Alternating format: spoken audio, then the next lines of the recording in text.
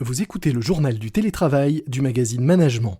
Notre podcast est de nouveau quotidien pour mieux vous accompagner pendant cette nouvelle période de confinement et de télétravail. Tous les jours, vous retrouverez donc ici témoignages, conseils et experts pour mieux télétravailler. Je suis Lomique Guillot, rédacteur en chef du magazine Management, et malgré le contexte, je suis très heureux de vous retrouver pour parler aujourd'hui intelligence collective. C'est parti. C'est le journal du télétravail.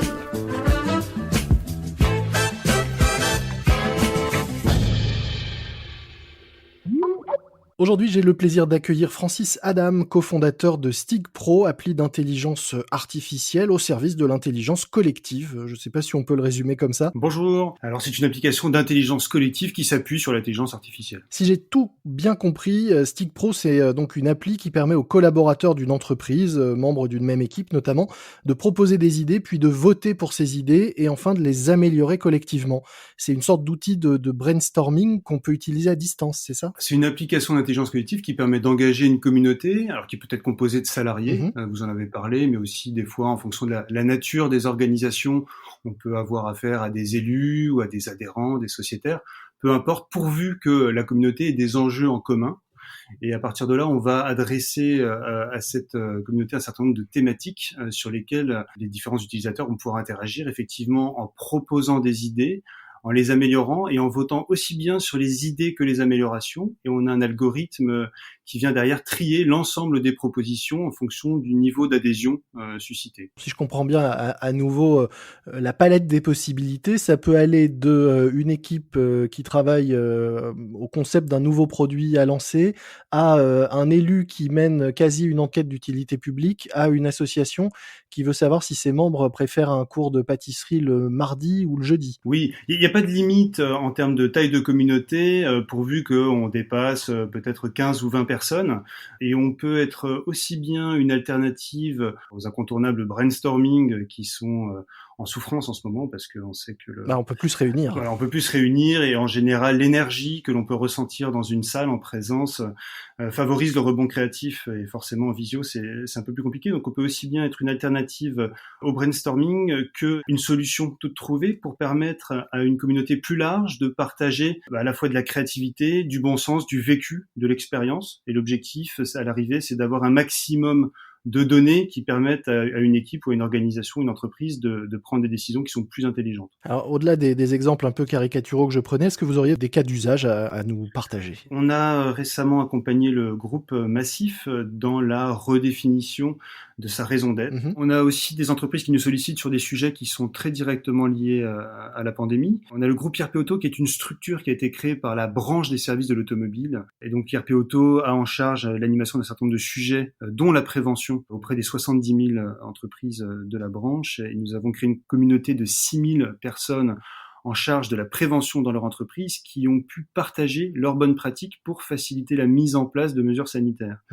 Donc c'est une consultation avec une dimension solidaire très forte, parce qu'on a finalement des personnes qui sont dans des entreprises différentes, qui vont les uns les autres se faciliter la vie, parce que confrontés aux mêmes problématiques, en partageant les astuces qui leur ont permis de protéger aussi bien leurs salariés que leurs clients. On a aussi l'exemple d'entreprises qui souhaitent créer du lien dans un contexte difficile, exemple avec les 33 000 avocats et élèves avocats du barreau de Paris. Nous venons de finaliser une consultation qui a obtenu plus de 100 000 votes et qui a permis aux avocats de se plonger dans toute une série de thématiques qui concernent leur profession. Ça va de la reprise d'activité à la place de l'avocat dans le système judiciaire français. Mais c'était aussi pour eux l'occasion de recréer du lien ensemble. Peut-être d'autres exemples d'utilisation de l'outil ? On peut également intervenir sur des sujets qui sont beaucoup plus pratico-pratiques. Je vais vous citer l'exemple d'un assureur qui nous a sollicité dans le cadre de son déménagement pour faire en sorte que les nouveaux locaux permettent d'être très efficaces d'un point de vue professionnel et dans lesquels on a envie de venir le matin ou de manière alternée avec du télétravail pour travailler ensemble. Et alors, quelle est l'idée qui est ressortie de cette dernière consultation ? L'entreprise proposait spontanément une fréquence de ménage qui était assez élevée. Et collectivement, les salariés ont plutôt insisté sur le fait que comme il s'agissait de bureaux partagés, ils estimaient qu'il était de leur responsabilité à chaque fois qu'ils quittaient un poste, de faire en sorte que le poste soit propre, plutôt que d'avoir une fréquence de personnel de ménage qui peut-être aussi aller perturber le fonctionnement normal d'une journée. Donc on a là pour l'entreprise l'opportunité sans doute de réduire un coût et en même temps d'aller dans le sens de ce qui semble le plus naturel aux salariés. Pour l'entreprise, ça aurait été difficile d'identifier cette demande sans consultation. En quoi votre solution n'est pas un simple outil de sondage? On est dans la co-construction. Donc le principe, c'est que les différents membres de la communauté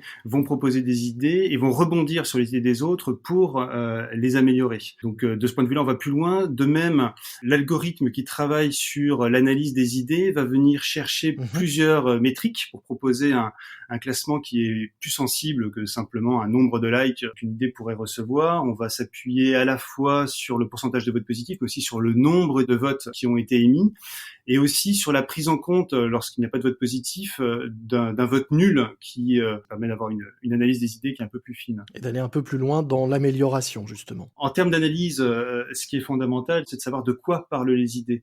Quels sont les champs lexicaux, les notions qui ont été les plus travaillées, quelles sont les priorités exprimées par les différents membres de la consultation, et enfin on va aller chercher les dénominateurs communs qu'il y a entre les différentes idées qui ont fait mouche. Dans votre présentation, vous dites à un endroit que l'appli permet de mettre sur la table tout type de sujet. En général, quand on dit ça, c'est aussi que on peut, grâce à cet outil, traiter de sujets peut-être conflictuels ou délicats. Est-ce que typiquement, c'est une bonne idée d'utiliser votre solution quand on est par exemple une entreprise et qu'on a un projet de transformation un peu compliqué à mener? Est-ce qu'on va recueillir plus facilement des informations, des ressentis et des idées que dans une discussion en face à face? C'est un outil qui a plusieurs vertus. Il est inspiré à l'origine de la Civic Tech. Donc c'était à l'origine un outil qui avait pour objectif de réchauffer les relations entre d'un côté les citoyens et de l'autre côté les élus, les candidats, et faire en sorte que la volonté générale, que ce soit au niveau local ou au niveau national, soit perceptible et exploitable. Donc faire remonter des idées du terrain, des besoins. La volonté générale. Voilà, à l'origine c'était vraiment ça. Et on a conservé de la Civic Tech deux vertus que sont la transparence et puis une considération très égalitaire de chaque partie prenante concernée. Ça veut dire qu'il y a une sorte de contrat moral entre l'organisation qui lance la consultation et les utilisateurs. D'un côté, je suis utilisateur, je vais donner de mon temps et je vais proposer des idées. De l'autre côté, je suis groupe projet. Je tiens à informer la communauté de l'usage qui va être fait des données et des décisions qui se sont inspirées de la matière recueillie dans la consultation. Ce qui est essentiel, c'est que chaque utilisateur est sur un pied d'égalité, peut proposer des idées qui vont être nominatives et surtout peut voter anonymement. Donc par rapport à des réunions où finalement les uns et les autres pourraient être influencés par les forts en gueule ou d'autre part simplement par la logique de hiérarchie, là chacun peut aussi se prononcer peut-être un peu plus honnêtement qu'en présence. Donc on a le reflet d'une réalité de position et de volonté générale qui peut davantage éclairer l'organisation. Est-ce que la transparence, ça veut dire aussi qu'il n'y a pas de censure? Est-ce que si demain une entreprise utilise l'outil pour faire appel à des idées, elles seront toutes publiées et toutes visibles par l'ensemble des membres de la communauté? Effectivement, le parti pris, c'est que lorsqu'un utilisateur rédige une idée, elle arrive automatiquement dans l'espace principal. Après, on met en place a posteriori un principe de modération. Et on doit se féliciter jusqu'à présent de n'avoir jamais eu à modérer des idées sur le fond. On peut se rendre compte qu'une idée, pourquoi pas, a été mal classée en termes de thématique. On va évidemment corriger des fautes d'orthographe. Mais comme les idées sont nominatives, ça permet une forme de modération induite.